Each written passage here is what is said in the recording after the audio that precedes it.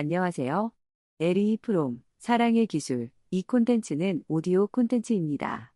사유의 서재. 시작합니다. 우리는 어쩌면 사랑에 대해 가장 큰 오해를 하고 있는지도 모릅니다. 운명처럼 찾아오는 신비로운 감정, 혹은 단순히 누군가에게 강렬히 끌리는 마음 상태, 그것이 사랑의 전부라고 믿는 경향이 있지요. 하지만 이 책, 에리 프롬의 사랑의 기술은 단호하게 말합니다. 사랑은 감정의 문제가 아니라 배워야 할 기술이라고 말입니다. 마치 음악가가 악기를 다루는 법을 익히고 화가가 붓을 사용하는 법을 배우듯 사랑 또한 지식과 노력이 필요한 예술이라는 것이죠. 현대 사회의 수많은 사람들이 관계 속에서 고독을 느끼고 진정한 연결을 갈망하면서도 방법을 몰라 헤매는 이유는 어쩌면 이 사랑의 기술을 배우려 하지 않았기 때문일지도 모릅니다. 이 책은 단순히 연애 지침서가 아닙니다. 인간 존재의 근본적인 문제인 분리를 극복하고 타인과 그리고 자기 자신과 진정으로 합일하는 길을 제시하는 깊은 통찰력을 담고 있습니다. 자, 이제 프롬과 함께 사랑이라는 예술을 배우는 여정을 떠나보겠습니다. 이 책이 던지는 첫 번째 질문은 매우 근본적입니다. 과연 사랑은 기술일까요?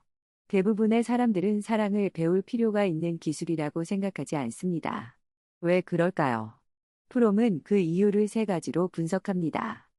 첫째, 많은 사람들이 사랑의 문제를 사랑하는 능력의 문제가 아니라 사랑받는 문제로 생각한다는 점입니다. 즉, 어떻게 하면 사랑받을 만한 사람이 될 수 있을까? 어떻게 하면 매력적으로 보일까에 골몰한다는 것이죠. 남성들은 주로 사회적인 성공, 권력, 부를 통해 매력을 얻으려 하고 여성들은 외모를 가꾸고 몸매를 관리하며 매력적인 태도를 보이는데 집중하는 경향이 있습니다. 성공이나 매력이라는 단어는 사실상 인기와 성적 매력을 의미하는 경우가 많죠. 사랑받기 위해 사람들이 사용하는 방법들은 대체로 어떻게 친구를 사귀고 사람들에게 영향력을 행사하는가 같은 처세술과 크게 다르지 않습니다. 본질적으로 스스로를 매력적인 상품으로 만들어서 이른바 인간 시장에서 높은 가치를 인정받으려는 시도와 같습니다. 하지만 이것은 사랑의 본질과는 거리가 멉니다. 왜냐하면 사랑은 본질적으로 능동적인 주는 행위이지 수동적으로 받는 상태가 아니기 때문입니다.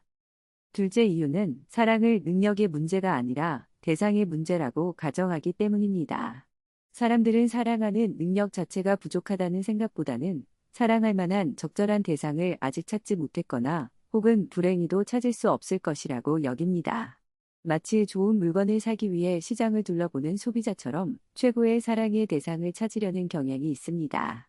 이러한 태도는 현대사회의 변화와 밀접한 관련이 있습니다. 과거 전통사회에서는 사랑이 결혼 후에 자연스럽게 발전할 것으로 기대되었지만 현대 서구 사회에서는 낭만적 사랑이라는 개념이 지배적입니다.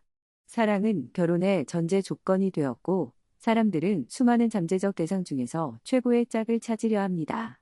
이러한 선택의 자유는 표면적으로는 좋아 보이지만 실제로는 대상을 상품으로 여기는 태도를 강화시킵니다. 사회적 가치나 숨겨진 장점들을 고려하여 서로에게 가장 유리한 교환 가치를 지닌 상대를 찾으려는 것이죠. 마치 부동산을 사려는 사람처럼 잠재적 파트너의 장점과 단점을 꼼꼼히 따지고 계산합니다. 이런 태도로는 결코 진정한 사랑에 이르기 어렵습니다. 셋째 이유는 사랑에 빠지는 최초의 경험과 사랑하고 있는 지속적인 상태를 혼동하기 때문입니다. 두 사람이 서로에게 매력을 느끼고 사회적, 성적 장벽이 무너지며 강렬한 친밀감을 느끼는 순간은 분명 황홀하고 짜릿한 경험입니다. 특히 이전까지 고립되고 사랑받지 못했던 사람들에게는 더욱 그렇죠. 이 강렬한 경험은 종종 사랑의 절정으로 오인됩니다. 하지만 프롬은 이것이 대부분 오래 지속되지 않는다고 지적합니다. 시간이 지나 서로에게 익숙해지면 초기의 열정은 식고 친밀감은 줄어들며 실망과 권태가 찾아오기 시작합니다. 결국 남는 것은 처음에 강렬했던 기억뿐이고 그것을 사랑의 전부라고 착각하게 되는 것입니다. 사람들은 사랑이 시작될 때의 그 격렬함만을 추구하며 그것이 식었을 때 사랑이 끝났다고 쉽게 단정 짓습니다.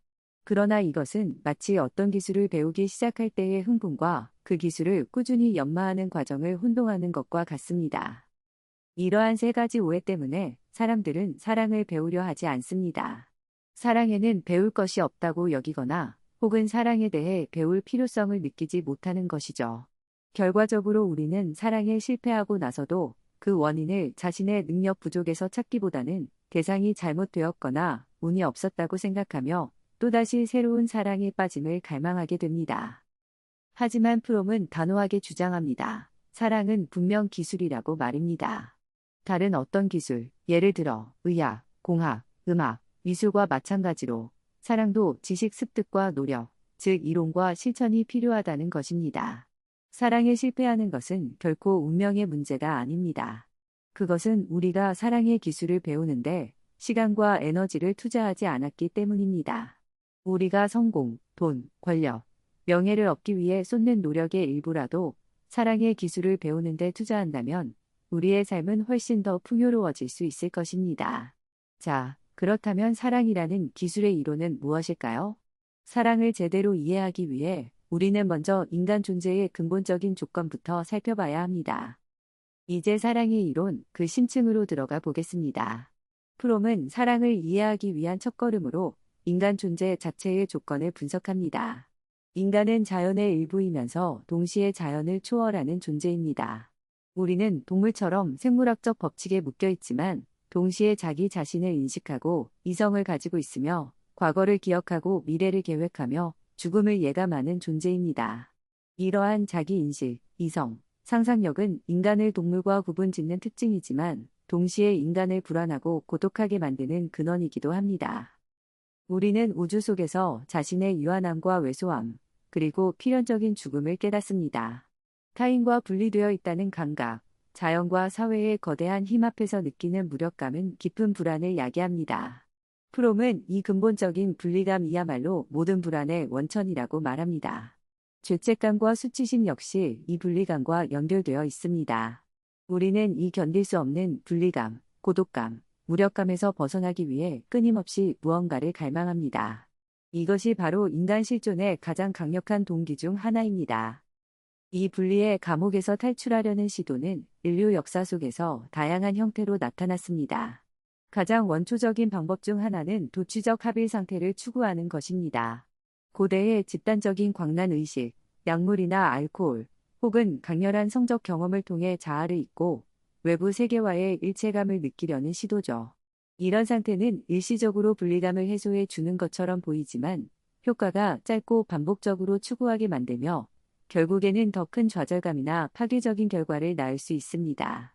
현대 사회에서는 알코올 중독, 마약 중독, 강박적인 성추구가 이러한 도취적 합의 상태를 추구하는 병리적인 형태로 나타납니다.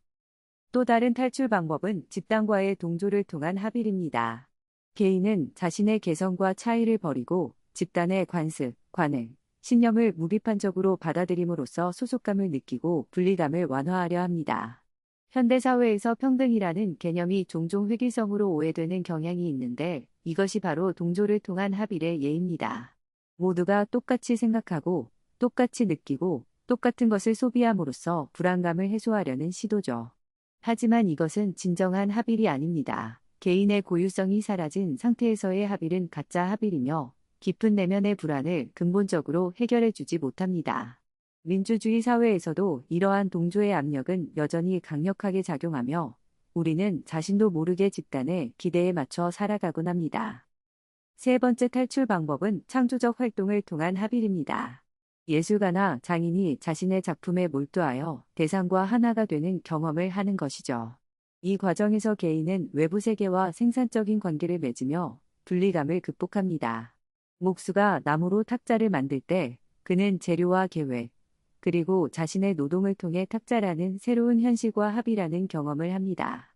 이러한 창조적 활동은 분명 생산적이고 만족감을 주지만 본질적으로 대인관계가 아니기 때문에 분리감 해소에 한계가 있습니다. 온전한 해답이 될 수는 없죠.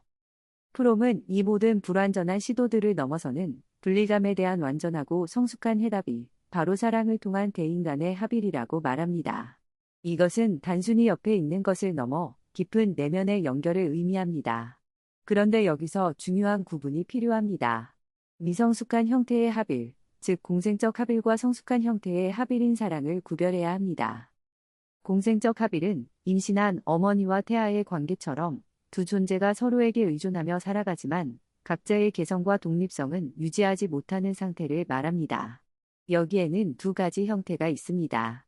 하나는 복종을 통한 피약적 합일입니다. 개인은 자신을 다른 사람이나 집단의 일부로 만듦으로써 견딜 수 없는 고독감과 분리감에서 벗어나려 합니다. 그 과정에서 자신의 개성과 권리를 포기하고 타인의 의지에 자신을 맡기죠.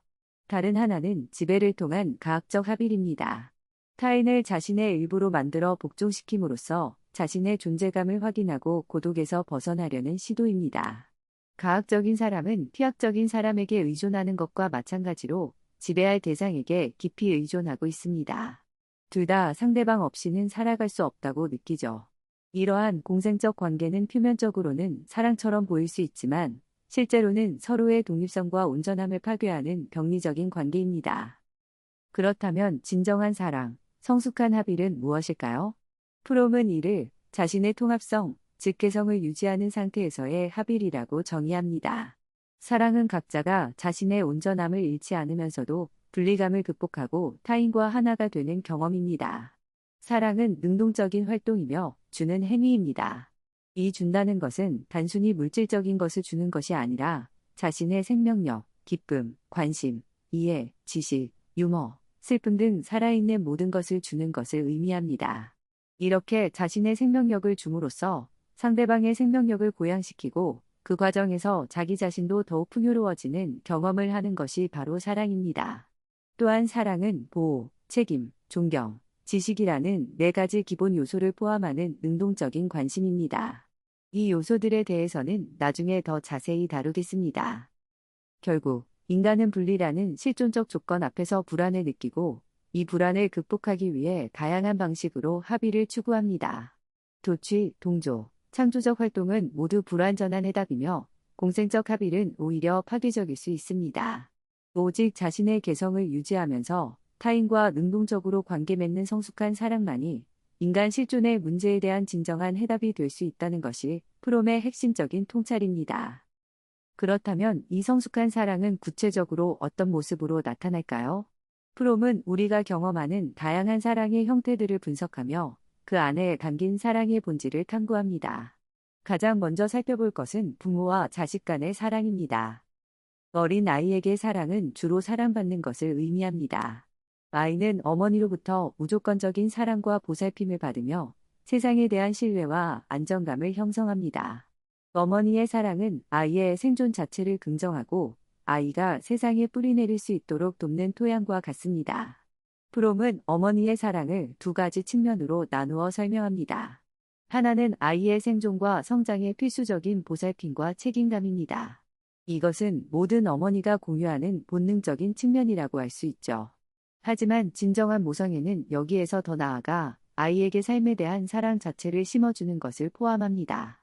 단순히 살아남는 것을 넘어 살아있다는 것 자체에 대한 기쁨, 세상에 대한 호기심, 성장하려는 의욕을 북돋아주는 것이죠. 어머니 자신이 삶을 사랑하고 행복해야만 아이에게 이러한 태도를 전해줄 수 있습니다. 더 나아가 성숙한 모성애의 가장 어려운 과제는 아이의 분리를 돕고 그것을 기꺼이 받아들이는 것입니다. 아이는 성장하면서 점차 어머니로부터 독립된 개체로 나아가야 합니다. 진정으로 아이를 사랑하는 어머니는 아이의 독립을 방해하는 것이 아니라 오히려 그것을 격려하고 지지합니다. 아이를 자신의 만족을 위한 대상으로 여기는 것이 아니라 아이가 자신의 삶을 살아갈 수 있도록 떠나보낼 수 있는 용기, 이것이 모성애의 궁극적인 모습이라고 프롬은 말합니다. 반면 아버지의 사랑은 대개 조건적인 사랑의 성격을 띱니다. 어머니의 사랑이 아이의 존재 자체를 무조건적으로 긍정하는 것이라면 아버지의 사랑은 아이의 성취, 순종, 기대 부응 등에 따라 주어지는 경향이 있습니다. 아버지는 아이에게 사회의 규칙, 질서, 법, 이성의 세계를 가르치는 역할을 합니다. 아이가 세상 속에서 자신의 길을 찾고 문제를 해결하며 살아갈 수 있도록 이끌어주는 안내자인 셈이죠. 아버지의 사랑은 아이에게 권위와 책임을 가르치고 스스로 생각하고 판단하는 능력을 길러줍니다. 하지만 아버지의 사랑 역시 함정이 있습니다. 너무 엄격하고 권위적이어서 아이의 개성을 억누르거나 혹은 아이의 필요보다는 아버지 자신의 기대를 강요할 수 있습니다. 이상적인 아버지의 사랑은 위협적이거나 강압적이지 않으며 아이의 성장과 잠재력에 대한 믿음을 바탕으로 인내심을 가지고 지도하는 모습입니다. 점차 아이 스스로 권위를 내면화하고 자율적인 존재가 되도록 돕는 것이죠. 궁극적으로 정신적으로 성숙한 사람은 내면에서 어머니의 원리와 아버지의 원리를 모두 통합하게 됩니다. 즉, 무조건적으로 보살피고 생명을 긍정하는 능력과 이성적으로 생각하고 판단하며 책임감 있게 행동하는 능력을 모두 갖추게 되는 것이죠. 이러한 내면의 통합이 이루어지지 않으면 어떤 사람은 오직 어머니의 원리에만 치우쳐 현실 감각 없이 의존적인 모습을 보일 수 있고, 다른 사람은 아버지의 원리에만 치우쳐 감정적인 따뜻함 없이 냉정하고 비판적인 모습을 보일 수 있습니다. 우리가 성인이 되어 타인과 맺는 사랑의 관계 역시 어린 시절 부모와의 관계에서 경험했던 사랑의 방식에 깊은 영향을 받습니다. 어떤 사람들은 계속해서 어머니처럼 무조건적인 사랑을 갈망하며 파트너에게 의존하려 하고, 어떤 사람들은 아버지처럼 인정과 칭찬을 받기 위해 끊임없이 성취하려고 애쓰는 모습을 보이기도 합니다.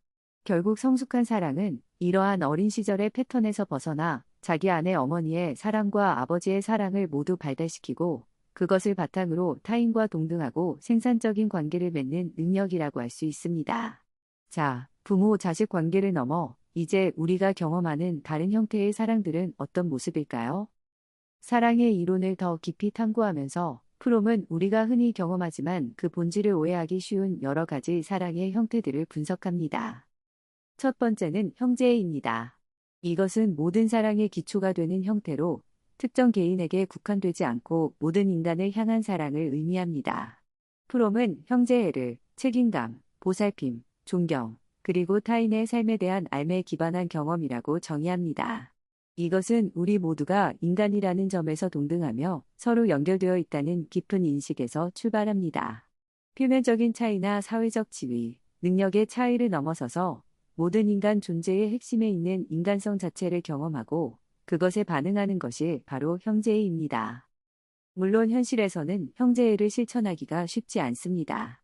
우리는 종종 피상적인 차이에 가로막혀 타인의 핵심적인 인간성을 보지 못합니다. 도움이 필요한 사람 앞에서도 망설이거나 외면하기도 하죠. 하지만 프롬은 형제애가 없다면 다른 어떤 형태의 사랑도 피상적이거나 왜곡될 수밖에 없다고 강조합니다. 형제애는 나와 타인이 분리되어 있으면서도 동시에 하나라는 역설적인 경험을 가능하게 하는 토대이기 때문입니다. 모든 인간은 도움이 필요합니다. 오늘 내가 누군가를 돕는다면 내일은 내가 도움을 필요로 할 수 있다는 상호 연결성의 자각, 그것이 형제애의 시작입니다. 다음은 모성애입니다. 앞서 부모-자식 관계에서 다루었지만 프롬은 모성애를 좀 더 확장하여 설명합니다. 모성애는 단순히 자기 자식에게만 향하는 것이 아니라 도움이 필요한 모든 존재에게 조건 없는 보살핌과 생명의 긍정을 베푸는 능력으로 확장될 수 있습니다. 갓난아기처럼 무력하고 의존적인 존재에게 절대적인 헌신을 보이는 것은 모성애의 자연스러운 측면이지만, 진정한 모성애는 성장하는 아이, 나아가 자신과는 직접적인 관련이 없는 타인에게까지 연민과 보살핌을 확장하는 능력입니다. 그리고 가장 중요한 것은 앞서 강조했듯이 사랑하는 대상의 독립과 분리를 기꺼이 받아들이고 지지하는 것입니다. 적과 꿀을 주는 것을 넘어 삶의 달콤함과 사랑, 행복감을 느끼게 해주고 나아가 스스로 설 수 있도록 떠나보내는 것, 이것이 모성애의 진정한 의미입니다. 이제 많은 사람들이 가장 큰 관심을 갖는 사랑, 바로 에로틱 사랑에 대해 이야기해 봅시다. 에로틱 사랑은 흔히 형제애나 모성애와 대조되는 것으로 여겨집니다. 형제애가 보편적이고 평등한 사랑이라면 에로틱 사랑은 특정 한 사람과의 완전한 합의를 갈망하는 배타적인 사랑입니다. 프롬은 에로틱 사랑이 인류 역사상 가장 기만적인 형태의 사랑 중 하나라고 말합니다. 왜 그럴까요? 많은 사람들이 에로틱 사랑을 단순히 강렬한 감정, 즉 사랑에 빠지는 것과 동일시하는 경향이 있습니다. 성적인 매력과 욕망, 갑작스러운 친밀감의 붕괴에서 오는 강렬한 합일감은 사랑의 증거처럼 느껴지죠. 하지만 이러한 사랑에 빠짐은 종종 자기 중심적인 욕망의 투영이거나 고독으로부터의 도피인 경우가 많습니다. 상대방을 있는 그대로 사랑하는 것이 아니라 자신의 필요와 환상을 만족시켜줄 대상으로 여기는 것이죠. 프롬은 진정한 에로틱 사랑은 결코 형제애와 분리될 수 없다고 강조합니다. 특정 한 사람을 진정으로 사랑하기 위해서는 먼저 인간 일반에 대한 사랑, 즉 형제애를 바탕에 두어야 한다는 것입니다. 만약 어떤 사람이 오직 한 사람에게만 에로틱 사랑을 느끼고 다른 사람들에게는 전혀 관심이나 애정을 보이지 않는다면 그것은 진정한 사랑이 아니라 공생적 애착이거나 확장된 이기주의, 프롬의 표현을 빌리자면 두 사람의 이기주의일 뿐입니다. 또한 진정한 에로틱 사랑은 단순한 감정이 아니라 의지의 문제입니다. 사랑에 빠지는 것은 노력 없이 일어날 수 있지만 사랑 안에 머무는 것은 의식적인 선택과 결단, 노력이 필요합니다. 즉, 상대방의 삶과 성장에 적극적으로 관심을 갖고 책임을 느끼며 존경하고 깊이 이해하려는 의지가 있어야만 에로틱 사랑은 지속될 수 있습니다.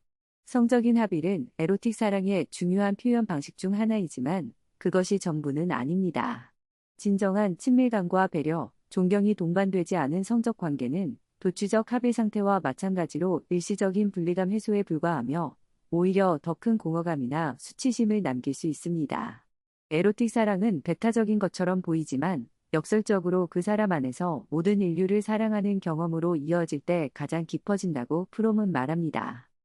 자, 그렇다면 자기 자신에 대한 사랑, 즉 자기애는 어떨까요? 많은 사람들은 자기애를 이기심과 혼동합니다. 하지만 프롬은 이 둘이 정반대라고 주장합니다. 이기적인 사람은 근본적으로 자기 자신을 사랑하지 못합니다. 그는 끊임없이 외부로부터 무언가를 얻으려고 애쓰지만 결코 만족하지 못하며 깊은 불안감에 시달립니다. 자신 안에 있는 공허함을 채우기 위해 탐욕스럽게 외부의 것을 갈망할 뿐 자기 존재 자체에 대한 긍정적인 감정이나 만족감을 느끼지 못합니다. 반면 진정한 자기애는 자신을 포함한 모든 인간을 향한 형제애의 연장선상에 있습니다. 내 이웃을 내 몸과 같이 사랑하라는 성경 구절은 이웃 사랑의 전제 조건으로 자기 자신에 대한 존중과 이해, 사랑이 필요함을 암시합니다. 자기애는 자신의 삶, 행복, 성장, 자유에 대한 긍정이며 이는 타인에 대한 사랑과 분리될 수 없습니다. 만약 어떤 사람이 타인만을 사랑하고 자기 자신은 돌보지 않거나 희생시킨다면 그것은 진정한 사랑의 능력이 부족하다는 증거일 수 있습니다. 성숙한 사랑은 자기 자신을 포함한 모든 생명에 대한 보살핌과 존경을 바탕으로 합니다. 자기애는 결코 이기심이 아니며 오히려 타인을 진정으로 사랑하기 위한 필수 조건이라는 것, 이것이 프롬의 중요한 통찰 중 하나입니다. 우리는 자기 자신을 아끼고 돌볼 줄 알아야 다른 사람도 그렇게 대할 수 있는 힘을 얻게 됩니다. 마지막으로 신에 대한 사랑은 어떨까요? 프롬은 종교적 경험 역시 인간의 분리감을 극복하고 합의를 추구하려는 근본적인 욕구의 표현이라고 봅니다. 그는 신에 대한 사랑의 발달 단계를 인류 문명의 발달과 연결하여 설명합니다. 초기 인류는 자연물이나 동물을 숭배했고 이후 모계 사회에서는 어머니 여신처럼 무조건적인 사랑과 보호를 상징하는 신을, 부계 사회에서는 아버지 신처럼 질서와 법, 정의를 상징하는 조건적인 사랑의 신을 숭배하게 됩니다. 하지만 성숙한 종교적 경험은 이러한 의인화된 신개념을 넘어서야 한다고 프롬은 주장합니다. 신을 외부의 강력한 존재로 여기고 복종하거나 거래하려는 태도에서 벗어나 신을 사랑, 진리, 정의와 같은 궁극적인 가치와 원리의 상징으로 이해하고 그 원리를 자신의 내면에서 실현하려는 노력이 필요하다는 것입니다. 성숙한 신에 대한 사랑은 특정 교리나 의식에 얽매이는 것이 아니라 오히려 형제애를 실천하고 이성적 사고 능력을 발달시키며 진리와 사랑의 원리에 따라 살아가는 삶 자체와 다르지 않습니다. 동양 사상이나 일부 신비주의 전통에서처럼 역설적 사고를 통해 분별적인 지식을 넘어서서 세계와의 합의를 직접 경험하려는 시도 역시 성숙한 신에 대한 사랑의 한 형태로 볼 수 있습니다. 결국 프롬에게 있어 신에 대한 사랑은 인간 실존의 문제에 대한 궁극적인 답을 추구하는 과정에서 도달하게 되는 사랑과 이성을 통해 세계와 온전히 하나 되려는 노력의 상징적 표현이라고 할 수 있습니다. 이렇게 다양한 사랑의 형태들을 살펴보았지만 프롬은 이 모든 사랑의 기저에는 공통적인 요소들이 존재한다고 말합니다. 보호, 책임, 존경, 지식. 이 네 가지 요소가 없다면 어떤 형태의 사랑도 진정으로 성숙하기 어렵습니다. 그런데 현대 사회는 과연 이러한 사랑이 꽃피기에 적합한 환경일까요? 안타깝게도 프롬은 비판적인 시각을 견지합니다. 이제 사랑이 현대 서구 사회에서 어떻게 변질되고 파괴되어 가는지에 대한 그의 날카로운 분석을 따라가 보겠습니다. 이 부분을 이해하는 것은 우리가 왜 사랑의 어려움을 겪는지, 그리고 무엇을 극복해야 하는지를 깨닫는데 매우 중요합니다. 프롬은 현대 서구 사회, 특히 자본주의 사회 구조가 진정한 사랑의 발전을 심각하게 저해한다고 비판합니다. 그 이유는 무엇일까요? 핵심은 현대 자본주의가 인간관계를 포함한 모든 것을 시장 원리에 따라 평가하고 교환하는 방식으로 작동하기 때문입니다. 가장 두드러지는 특징은 마케팅 지향성이라는 성격 구조의 만연입니다. 이것은 사람들이 자기 자신과 타인을 시장에서 팔리는 상품으로 여기는 태도를 의미합니다. 개인의 가치는 그의 내재적인 인간성이나 덕성이 아니라 시장에서 얼마나 잘 팔릴 수 있는지, 즉 그의 교환 가치에 따라 결정됩니다. 성공, 외모, 인기, 사교성 등 시장에서 수요가 많은 특성들이 중요해지고 개인의 고유한 잠재력이나 깊은 내면은 무시되기 쉽습니다.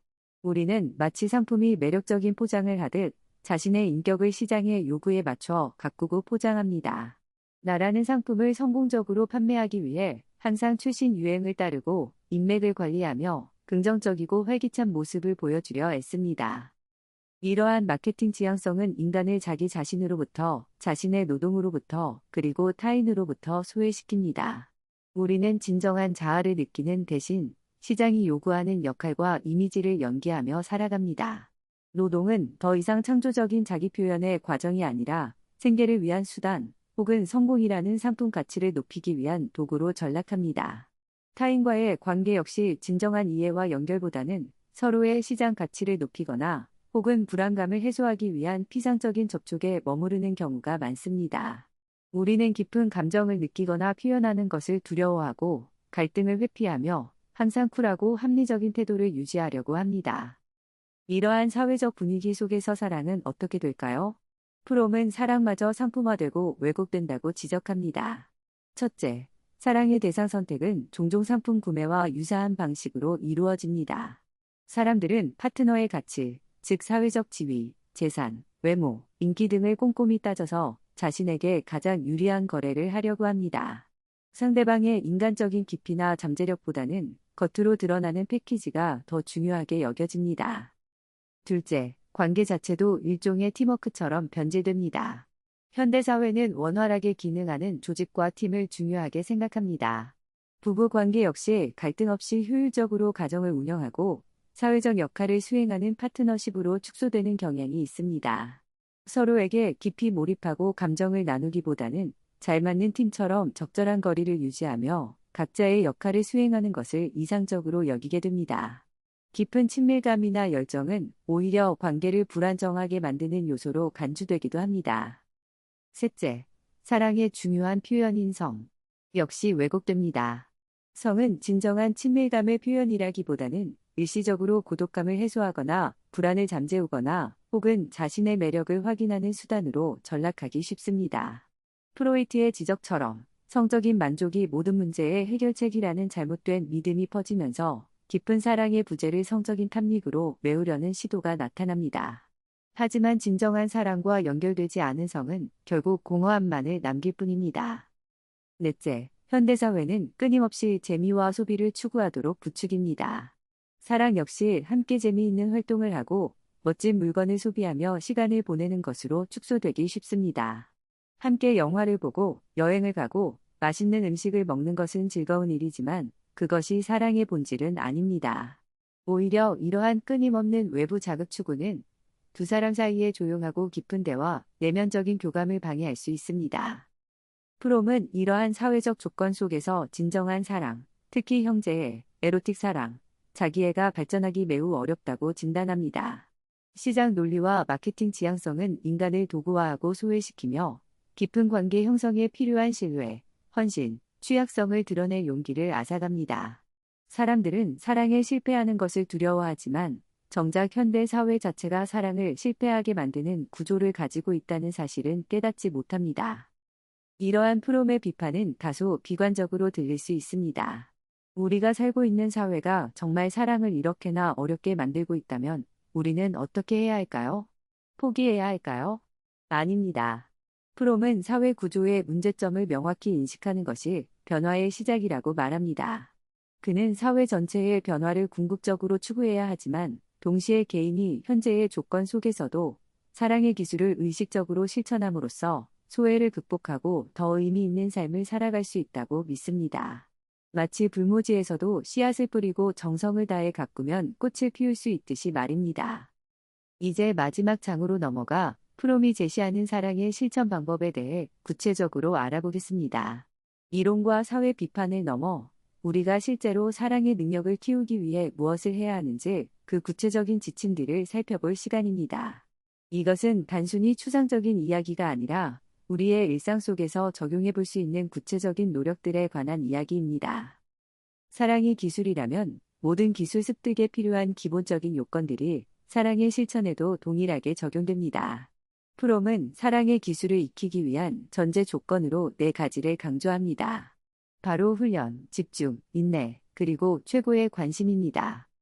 첫째, 훈련입니다. 어떤 기술이든 규칙적인 연습 없이는 숙달될 수 없습니다. 여기서 훈련은 외부에서 강요된 규칙을 따르는 것이 아니라 스스로 원해서 꾸준히 실천하는 내적인 규율을 의미합니다. 현대인들은 종종 규율이나 훈련이라는 말을 딱딱하고 권위적인 것으로 여기며 거부감을 갖지만 프롬은 진정한 훈련은 자기 의지의 표현이며 기술 습득에 필수적이라고 말합니다. 사랑의 기술을 익히기 위한 훈련은 특별한 것이 아닙니다. 오히려 일상생활 전체에 걸쳐 이루어져야 합니다. 예를 들어 매일 일정한 시간에 일어나고 독서나 명상 혹은 의미 있는 활동에 시간을 할애하며 과도한 소비나 피상적인 오락을 절제하는 등 자신의 삶을 의식적으로 조절하는 습관 자체가 사랑의 능력을 키우는 훈련이 될 수 있습니다. 산만하고 충동적인 생활 방식 속에서는 사랑에 필요한 집중력과 인내심을 기르기 어렵기 때문입니다. 둘째, 집중입니다. 현대사회는 우리를 끊임없이 산만하게 만듭니다. 여러 가지 일을 동시에 처리하고 스마트폰 알림에 즉각 반응하며 잠시도 혼자 있는 시간을 견디지 못하는 경향이 있습니다. 하지만 어떤 기술이든 집중력 없이는 배울 수 없습니다. 사랑의 기술 역시 마찬가지입니다. 다른 사람의 이야기에 진심으로 귀 기울이고 그의 감정과 생각을 깊이 이해하며 지금 이 순간에 온전히 함께 있기 위해서는 고도의 집중력이 필요합니다. 또한 자기 자신과 연결되기 위해 혼자 있는 시간을 편안하게 견디는 능력도 중요합니다. 끊임없이 외부 자극을 찾거나 다른 사람들과 함께 있으려고만 한다면 자기 내면의 목소리를 들을 수 없고 결과적으로 타인과도 깊은 관계를 맺기 어렵습니다. 프롬은 명상이나 호흡 연습처럼 일상 속에서 집중력을 기르는 간단한 훈련들을 제안합니다. 예를 들어 지금 하고 있는 일에 온전히 주의를 기울이는 연습, 대화 중에 상대방에게 완전히 집중하는 연습 등이 도움이 될 수 있습니다. 셋째, 인내입니다. 기술을 배우는 과정에는 반드시 어려움과 좌절이 따릅니다. 원하는 만큼 빨리 실력이 늘지 않을 수도 있고 실수를 반복할 수도 있습니다.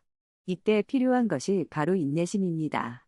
현대사회는 즉각적인 결과와 만족을 중시하지만 사랑을 포함한 모든 중요한 기술은 시간을 들여 꾸준히 노력해야만 얻을 수 있습니다. 관계 속에서 어려움이 생겼을 때 쉽게 포기하거나 다른 대상을 찾는 대신 문제를 해결하기 위해 인내심을 가지고 노력하는 태도가 필요합니다. 또한 상대방의 변화나 성장을 기다려줄 줄 아는 인내심도 중요합니다. 조급함은 사랑의 가장 큰 적 중 하나입니다. 넷째, 최고의 관심입니다. 어떤 기술을 진정으로 배우고 싶다면 그것을 삶의 최우선 순위에 두어야 합니다. 사랑 역시 마찬가지입니다. 사랑을 단지 여가 활동이나 부수적인 문제로 여기는 한 결코 사랑의 기술을 제대로 익힐 수 없습니다. 자신의 삶에서 사랑이 얼마나 중요한 가치를 지니는지 깊이 인식하고 사랑의 능력을 키우는데 시간과 에너지를 기꺼이 투자하려는 의지가 필요합니다. 이것은 다른 모든 활동을 포기하라는 의미가 아니라 삶의 모든 영역에서 사랑의 원리를 실천하려고 노력하는 태도를 의미합니다. 1. 인간관계, 여가 활동 등 모든 순간에 사랑의 가치를 염두에 두고 행동하는 것이죠. 이 4가지 기본적인 요건 외에도 프롬은 사랑의 실천에 필수적인 몇 가지 태도와 능력을 더 강조합니다. 가장 중요한 것 중 하나는 자기애의 극복, 즉 객관성을 기르는 것입니다. 우리는 세상을 있는 그대로 보기보다는 자신의 욕망과 두려움이라는 필터를 통해 왜곡해서 보는 경향이 있습니다. 이것이 바로 자기애 혹은 나르시시즘입니다. 자기애에 빠진 사람은 자신과 타인을 객관적으로 인식하지 못합니다. 오직 자신의 필요와 감정에만 몰두하며 타인을 자신의 욕구를 충족시키는 수단으로 여기기 쉽습니다. 사랑의 필수 요소인 존경과 지식은 바로 이러한 자기애를 극복하고 객관성을 확보할 때 가능해집니다. 객관성은 이성의 능력과 밀접하게 연결되어 있습니다. 감정에 휩쓸리지 않고 사물과 사람을 있는 그대로 파악하려는 노력, 자신의 편견과 선입견을 끊임없이 검토하는 겸손한 태도가 필요합니다. 또 다른 중요한 요소는 믿음입니다. 여기서 믿음은 특정 종교나 교리에 대한 비합리적인 신념이 아니라 합리적인 믿음을 의미합니다. 이것은 자신의 경험과 관찰에 근거하여 아직 증명되지 않았지만 실현 가능성이 있는 것에 대한 확신입니다. 사랑의 실천에는 여러 형태의 합리적인 믿음이 필요합니다. 첫째는 자기 자신에 대한 믿음입니다. 자신의 핵심적인 자아가 변치 않고 지속될 것이라는 믿음, 자신의 생각과 감정, 잠재력을 신뢰하는 것이죠. 둘째는 타인에 대한 믿음입니다. 상대방의 핵심적인 인격의 신뢰성, 그의 잠재력, 그리고 그의 사랑이 변치 않을 것이라는 믿음입니다. 물론 이러한 믿음은 맹목적이어서는 안 되며 상대방에 대한 깊은 이해와 경험을 바탕으로 해야 합니다. 셋째는 사랑 자체의 가치와 힘에 대한 믿음입니다. 사랑이 인간을 성장시키고 행복하게 만들 수 있다는 확신, 그리고 사랑의 원리가 궁극적으로 사회를 변화시킬 수 있다는 믿음입니다. 이러한 믿음 없이는 사랑에 따르는 위험과 어려움을 감수하고 헌신하기 어렵습니다. 마지막으로 믿음은 용기를 필요로 합니다. 사랑은 안전한 항구에 머무르는 것이 아니라 미지의 바다로 나아가는 모험과 같습니다. 사랑하기 위해서는 상처받을 위험, 거절당할 위험, 그리고 때로는 사회적 비난이나 고립을 감수할 용기가 필요합니다. 자신의 신념과 가치에 따라 행동하고 불안과 불확실성 속에서도 사랑의 원칙을 지키려는 용기가 없다면 진정한 사랑은 불가능합니다. 믿음은 우리에게 나아갈 방향을 제시하고 용기는 그 길을 실제로 걸어갈 수 있게 하는 힘입니다. 결론적으로 사랑의 기술은 특별한 비법이나 요령이 아닙니다. 그것은 오히려 우리의 삶 전체를 통해 꾸준히 연마해야 하는 태도와 능력의 총체입니다. 훈련을 통해 삶을 정돈하고 집중을 통해 현재에 깨어 있으며 인내를 통해 어려움을 극복하고 최고의 관심을 통해 사랑을 삶의 중심에 두어야 합니다. 또한 자기애를 넘어선 객관성과 이성을 발전시키고 합리적인 믿음과 용기를 가지고 관계에 헌신해야 합니다. 이 모든 과정은 쉽지 않습니다. 현대사회는 오히려 이러한 노력들을 방해하는 요소들로 가득 차 있습니다. 하지만 프롬은 절망하지 않습니다.